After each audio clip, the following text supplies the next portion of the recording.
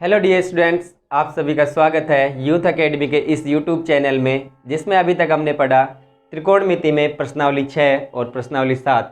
प्रश्नावली 6 और 7 को हमने बेसिक और उसके उदाहरण और उसके सभी क्वेश्चंस के साथ अच्छे से कंप्लीट किया है। अब हम स्टार्ट करने जा रहे हैं प्रश्नावली 8।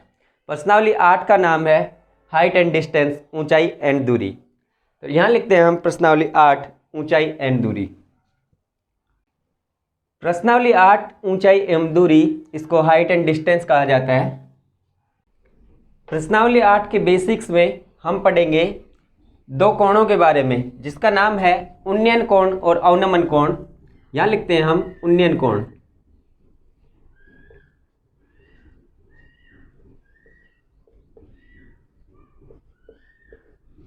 उन्नयन कोण को इंग्लिश में कहा जाता है एंगल ऑफ एलिवेशन। और यहां पढ़ेंगे हम अवनमन कोण। लिखते हैं अवनमन कोण। अवनमन कोण को इंग्लिश में बोलते हैं एंगल ऑफ डिप्रेशन।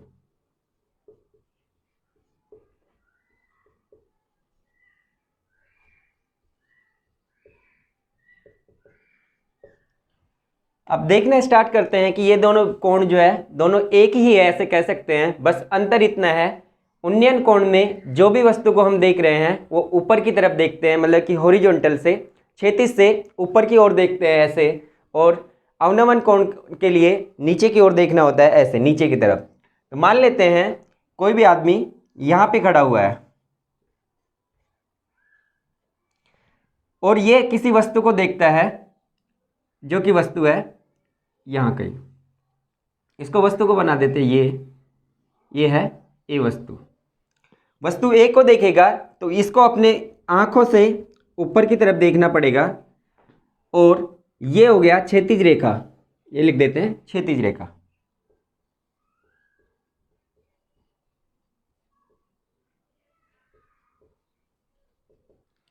तो ये क्षैतिज रेखा से ऊपर की ओर देखेगा, वस्तु को देखेगा, तो ये बोल देते हैं ये θ1 है।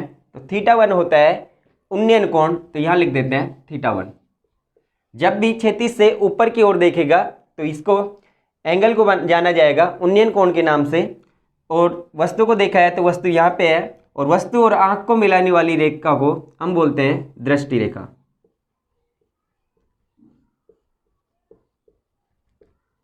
मान लेते हैं यही वस्तु या फिर कोई और वस्तु, ये बी वस्तु है जो कि नीचे की तरफ है। अब इसको देखने के लिए नीचे की तरफ आंखें करके देखना होगा। तो नीचे की तरफ देखेगा ये, तो इसको क्षैतिज से नीचे की ओर जैसे देख रहा है, तो ये बोल देते हैं ये θ2 है।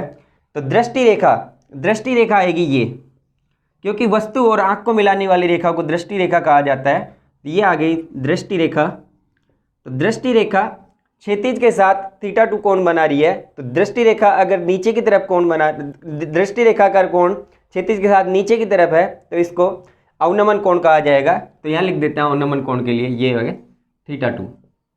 तो हमेशा याद रखना, ऊपर की ओर जब देखा गया है तो कोण होगा उन्नयन कोण, और नीचे की तरफ देखा गया है तो ये होगा अवनमन कोण।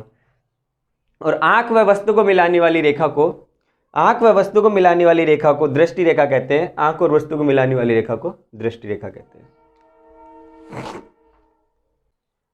तो प्रश्नावली 8 में हमारे पास पहला उदाहरण है, जिसमें दिया है एक स्तंभ के ऊपरी सिरे का उन्नयन कोण आधार तल के एक बिंदु पर 60 डिग्री है। यदि यह बिंदु आधार से 10√3 मीटर की दूरी पर हो तो स्तंभ की ऊंचाई ज्ञात कीजिए। तो हम यहाँ पे ज्ञात करते हैं, सोल्व करना स्टार्ट करते हैं। सॉल्यूशन। मान लेते हैं यहाँ पे एक आधार है, स्तंभ है ए बी, और इसके स्तंभ के आधार से 10√3 मीटर की दूरी पर एक बिंदु है। तो आधार से 10√3 मीटर की दूरी पर एक बिंदु ले लेते हैं। मान लेते हैं ये बिंदु सी है, जो कि 10√3 मीटर की दूरी पे है। अब 10√3 मीटर की दूरी पर बिंदु ले लिया है, तो यह भी दिया हुआ है हमको कि सी बिंदु से भवन के शिखर का उन्नयन कोण, यह आ गया स्तंभ के शिखर के लिए उन्नयन कोण, जो कि 60 डिग्री है। 60 डिग्री है तो हमको ज्ञात करना है स्तंभ की ऊंचाई। मान लेते हैं स्तंभ की ऊंचाई h है। तब यहां से सोल्व करना स्टार्ट करते हैं और लिखते हैं दिया है उन्नयन कोण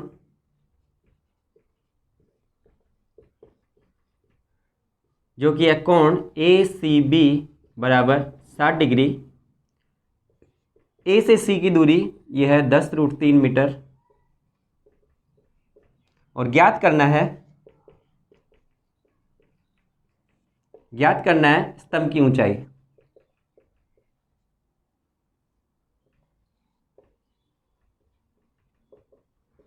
स्तंभ की ऊंचाई या फिर बोले AB कितना है। तो स्टार्ट करते हैं हम यहाँ पे, इसमें लगाते हैं त्रिभुज ABC में tan 60 डिग्री बराबर tan थीटा बराबर होता है लंब बटे आधार। तो लंब है यहाँ पे AB और आधार है AC, तो ये लिखेंगे AB/AC। tan 60 का मान रखते हैं यहाँ पे, tan 60 होता है √3 और AB को हमने h मान लिया है जो कि स्तंभ की ऊंचाई है। तो h/AC का मान है 10√3 जो कि दिया हुआ था। तो 10√3 यहाँ से h का मान आएगा 10√3 गुणा √3। तो √3 और √3 गुणा होकर 3 आ जाएगा, क्योंकि √3 का मतलब होता है 3 की घात 1/2 और 3 की घात 1/2 और 1/2 मतलब आधा और आधा मिलकर 3 की घात 1 हो जाएगा जो कि 3 हो जाएगा। तो ये आ गया 10 × 3 बराबर 30 मीटर। तो अतः स्तंभ की ऊंचाई हमारे पास निकल के आई है 30 मीटर। यहाँ लिख देते हैं अतः स्तंभ की ऊंचाई 30 मीटर है। अब देखते हैं उदाहरण संख्या 2। इसमें दिया है 50 मीटर ऊंचे पुल से किसी नाव का अवनमन कोण 30 डिग्री है, तो नाव की पुल से क्षैतिज दूरी ज्ञात करनी है। तो हम इसके लिए चित्र बनाते हैं। पहले स्टार्ट करते हैं सोल्व करना। मान लेते हैं यह किसी ऊंचाई पर 50 मीटर ऊंचा पुल है, तो ये मान लेते हैं ये 50 मीटर ऊंचाई हो गई। पुल को मान लेते हैं PQ है, ये 50 मीटर ऊंचाई है। 50 मीटर ऊंचे पुल के किसी नाव का अवनमन कोण, मान लेते हैं नाव की पोजीशन यहाँ R पे है, R पे नाव है और देखा जब इसको तो अवनमन कोण मतलब कि ये अवनमन कोण होता है नीचे की तरफ देखने पे जो बनता है, ये बन गया 30 डिग्री। क्षैतिज से नीचे की तरफ 30 डिग्री है। तो अब पता करना है कि नाव की पुल से क्षैतिज दूरी PR की लंबाई क्या होगी। PR की लंबाई ज्ञात करना है। जैसा कि हम जानते हैं एकांतर कोण बराबर होते हैं, जो Z में जो बनते हैं, उल्टे Z में जो बन रहे हैं, ये 30 डिग्री है तो ये भी 30 डिग्री ही आएगा। यहाँ लिख देते हैं 30 डिग्री। अब स्टार्ट करते हैं। PR की लंबाई ज्ञात करना है, मान लेते हैं ये x है, x मीटर। तो लिखते हैं यहाँ पे दिया है नाव का अवनमन कोण जो कि है 30 डिग्री के बराबर और दिया हुआ है नाव पुल की ऊंचाई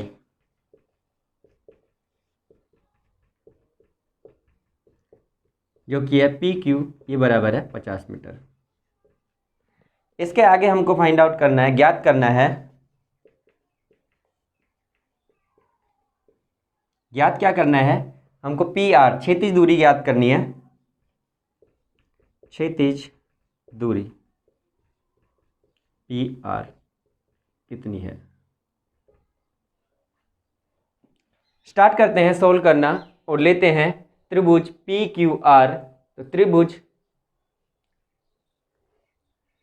PQR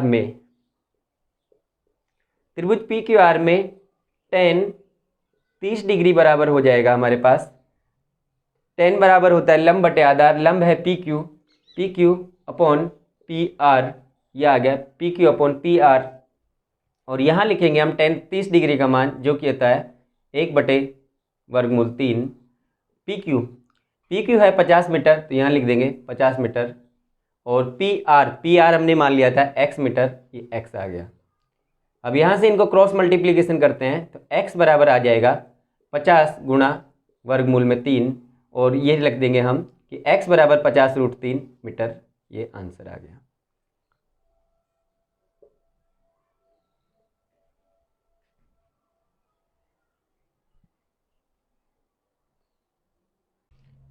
उदाहरण संख्या 3 में दिया हुआ है, एक समतल जमीन पर 1.5 मीटर लंबे छात्र की छाया की लंबाई 1 मीटर है तथा उसी समय एक मीनार की छाया की लंबाई 5 मीटर है, तो मीनार की ऊंचाई ज्ञात कीजिए। तो उदाहरण के लिए सोल्व करना स्टार्ट करते हैं।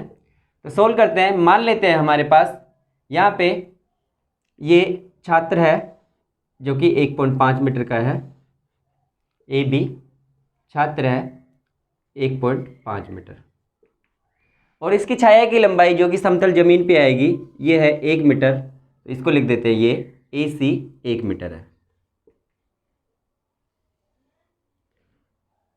और उसी समय पे मतलब कि उसी टाइम पे जब सूरज की पोजीशन चेंज नहीं होगी, सूरज की स्थिति सेम होगी, तो जो कोण होगा उन्नयन कोण वो समान होगा। तो थीटा यहाँ पे है, तो थीटा ही यहाँ पे मीनार के लिए आएगा। मान लेते हैं ये मीनार है पी क्यू, और पी से आर तक की इसकी छाया की लंबाई है। मीनार की छाया की लंबाई 5 मीटर दिया हुआ है, तो पी आर बराबर लिख देते हैं 5 मीटर। और जैसा कि मैंने बताया थीटा जो है सेम रहेगा, तो थीटा उतना ही रहेगा, तो थीटा बराबर थीटा ही रहेगा, उन्नयन कोण चेंज नहीं होने वाला है। तो यहाँ पे लिखते हैं, और पी क्यू की लंबाई ज्ञात करनी है, तो ये एच ज्ञात करना है कितना होगा। तो लिखते हैं, स्टार्ट करते हैं और लिखते हैं थीटा के बारे में सबसे पहले कि एक ही समय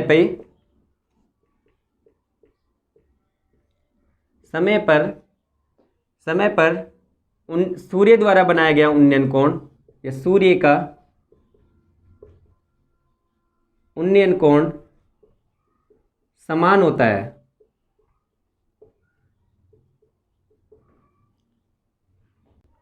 अब देखते हैं त्रिभुज ए बी सी व त्रिभुज पी क्यू आर में।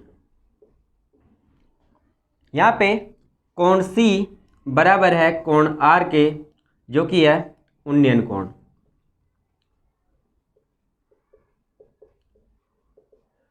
और कोण ए बराबर है कोण पी के, जो कि है 90 डिग्री, क्योंकि दोनों जो है समकोण बनाएंगे जब धरातल पे खड़े होंगे। तो अतः ए नियम से कोण नियम से दोनों त्रिभुज समरूप होंगे। तो लिख सकते हैं त्रिभुज ए बी सी समरूप होगा त्रिभुज पी क्यू आर के। ये समरूप हो गया। जब समरूप त्रिभुज होते हैं उनकी संगत भुजाओं की लंबाइयों का अनुपात भी समान होता है। अतः A B upon P Q बराबर होगा A C upon P R. तो A C upon P R, तो यहाँ पे लिखते हैं हम ए बी का मान है 1.5 लिखा, और पी क्यू के लिए लिखते हैं एच, जो कि हमको ज्ञात करना है। ए सी दिया हुआ है 1 मीटर, 1 लिख दिया, और पी आर 5 मीटर है, तो यहाँ पे लिख दिया 5। तो यहाँ पे एच का मान निकालना है, तो इनको क्रॉस मल्टीप्लाई करेंगे, वज्र गुणा करेंगे। तो एच निकालना है तो 1.5 गुणा 5 हो जाएगा, तो ये आ जाएगा 15 5 75 और 7.5 बन जाएगा ये। तो एच का मान आ गया है 7.5 मीटर। अतः मीनार की ऊंचाई 7.5 मीटर है। प्रश्न संख्या 4 में दिया हुआ है 100 मीटर चौड़ी नदी के मध्य में एक छोटा टापू है। इस टापू पर एक ऊंचा वृक्ष है।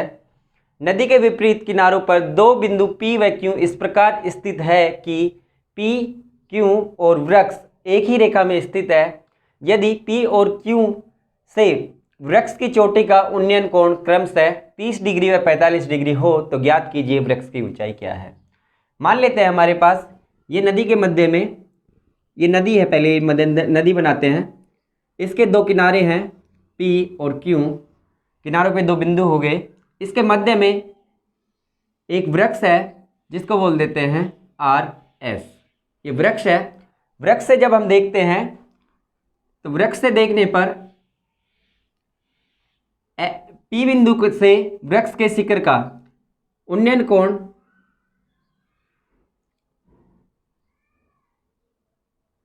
30 डिग्री है।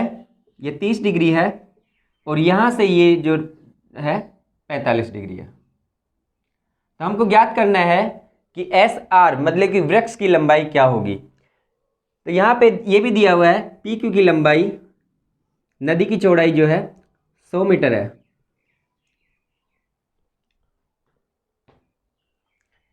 मान लेते हैं ये जो है वृक्ष की ऊंचाई h है और P से R की लंबाई दूरी x मीटर है। ये है P से R की दूरी। तो ये आ जाएगा हमारे पास निकल के 100 माइनस x मीटर। तो लिखते हैं, दिया है नदी की चौड़ाई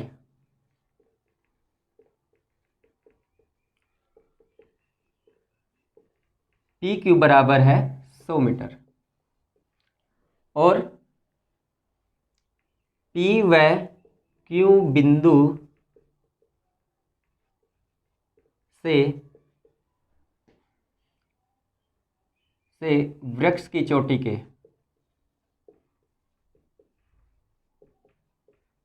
उन्नयन कोण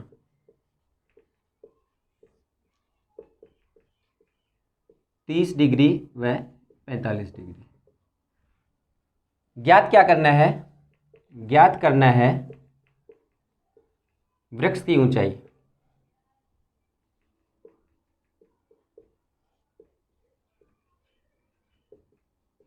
कितनी है, मतलब कि वृक्ष की ऊंचाई मतलब कि SR या RS बराबर कितनी है।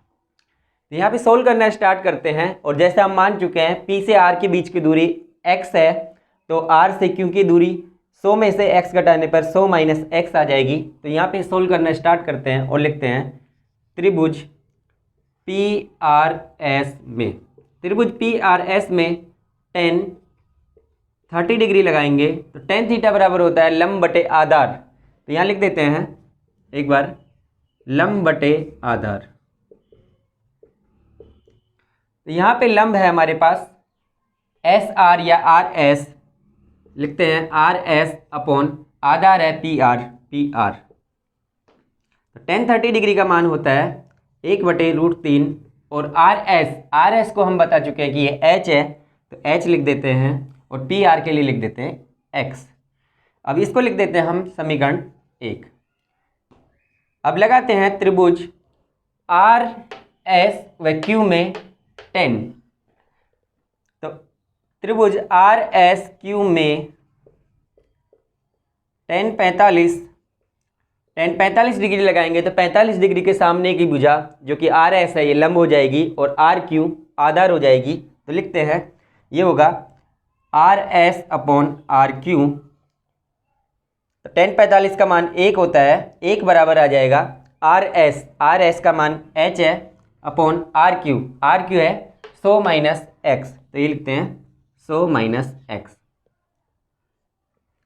तो यहाँ से ये निकल के आ गया 100 माइनस x बराबर h है। तो x का मान आ जाएगा यहाँ से 100 माइनस h। जब x को हम दाईं साइड लेके आएंगे और h को इधर बाईं साइड लेके आएंगे तो 100 माइनस h आ जाएगा। इसको बोल देते हैं समीकरण 2। अब सोल्व करते हैं समीकरण 1 व 2 से। जैसा कि हमको h का मान निकालना है तो x को हम यहाँ पे रख देते हैं समीकरण 1 में। तो समीकरण 2 से x बराबर, समीकरण 2 से x बराबर 100 माइनस h समीकरण 1 में रखने पर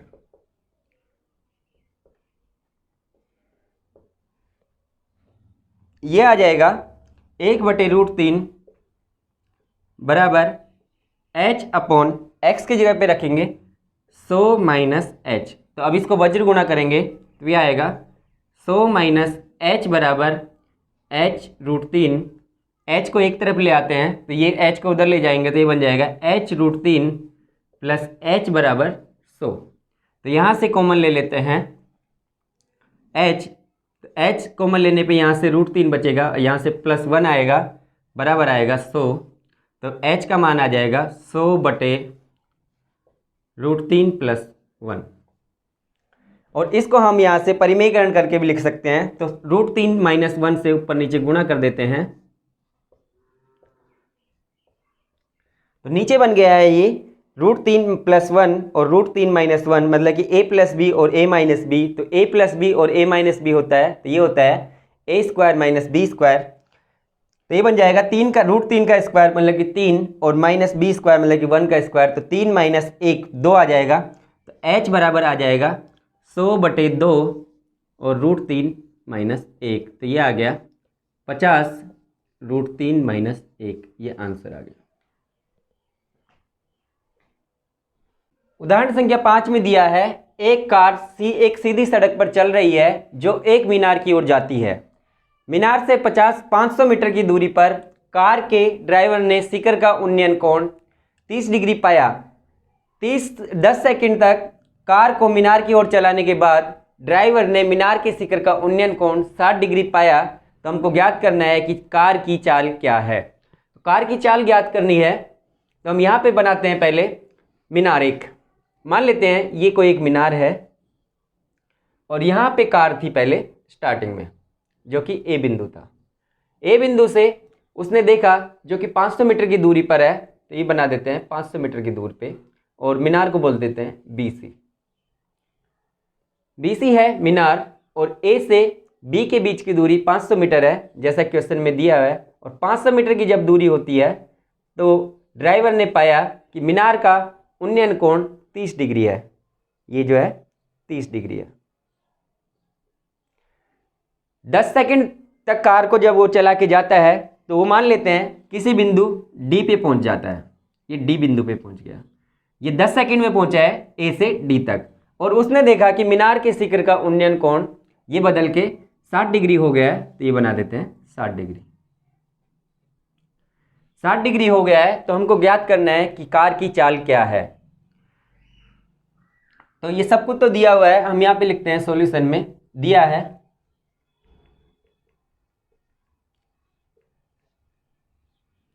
ए बी बराबर 500 मीटर है, ए से डी तक का समय बराबर है 10 सेकंड। क्योंकि 10 सेकंड तक वो चला के गया था कार को ए बिंदु से, तो डी बिंदु पे पहुंच गया था। ये दिया हुआ है। मान लेते हैं मीनार की ऊंचाई h है और जितनी दूरी वह चला के गया था ये मान लेते हैं x है। तो b से d तक की लंबाई 500 माइनस x आ जाएगी।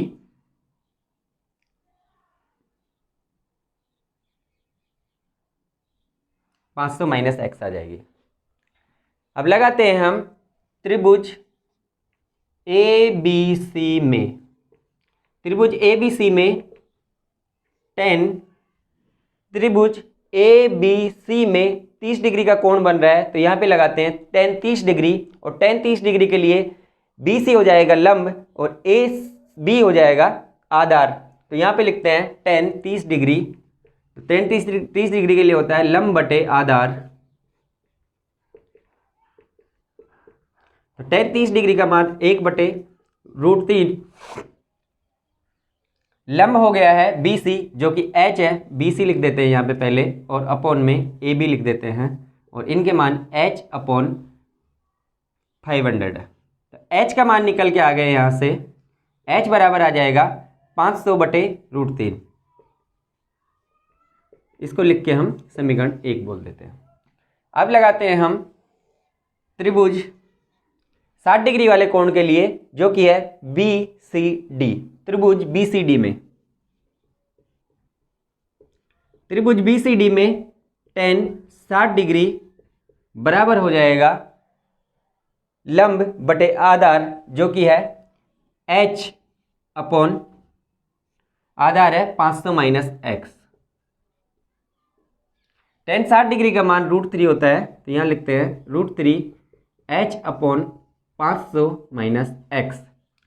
यहाँ पे हम समीकरण 1 से, और इसको बोलते हैं पहले समीकरण 2, समीकरण 1 से h का मान समीकरण 2 में रखने पर, समीकरण 1 व 2 से तो रखते हैं इसमें समीकरण 2 में मान, तो √3 बराबर आएगा h का मान रखते हैं, तो ये है 500/√3 गुणा 1/500 माइनस x। √3 ऐसे कैसे है, h की जगह पे रखा हमने 500/√3 और ये 1/500 माइनस x, ऐसे कैसे है। अब इसको करते हैं क्रॉस मल्टीप्लिकेशन, तो √3 गुणा √3 होके 3 आ जाएगा और 500 माइनस x ब्रैकेट में लिख देते हैं और ये आएगा 500। यहाँ पे लिख देते हैं, अब इनको गुणा करते हैं, पहले 3 500 के साथ गुणा होगा, फिर 3 x के साथ भी गुणा होगा, 3 500 के साथ गुणा होगा तो ये आएगा 1500 माइनस 3x बराबर 500। तो यहाँ से ये आ गया हमारे पास 1500 माइनस 3x बराबर 500। तो 3x बराबर, 3x को जब मैं दाई साइड लेके जाऊंगा और इसको 500 को बाई साइड लेके आऊँगा तो ये आ जाएगा 1500 माइनस 500। तो 3x बराबर आ गया है 1000। तो x का मान आ गया है 1000/3 मीटर। तो x का मान आ गया है 1000/3 मीटर। और हमको पता है कि यहाँ से a से d तक की दूरी 1000/3 है और उसको चलने का समय जो था 10 सेकंड लगा था। तो एक फॉर्मूला, एक सूत्र होता है, वो होता है चाल बराबर दूरी बटे समय। तो चाल बराबर दूरी बटा समय होता है, तो दूरी हमारे पास है 1000/3 मीटर और समय से भाग देंगे जो कि 10 सेकंड है, तो इससे भाग दे देते हैं 1/10, तो ये आ जाएगा 100/3। तो चाल आ गई है 100/3 मीटर प्रति सेकंड, या फिर इसी को लिख सकते हैं 33.33 मीटर प्रति सेकंड।